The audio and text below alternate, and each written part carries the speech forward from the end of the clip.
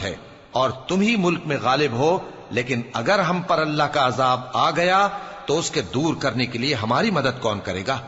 فرعون نے کہا کہ میں تمہیں وہی بات سجھاتا ہوں جو مجھے سوجی ہے، اور وہی راہ بتاتا ہوں جس میں بھلائی ہے۔ تو جو مومن تھا وہ کہنے لگا کہ اے قوم،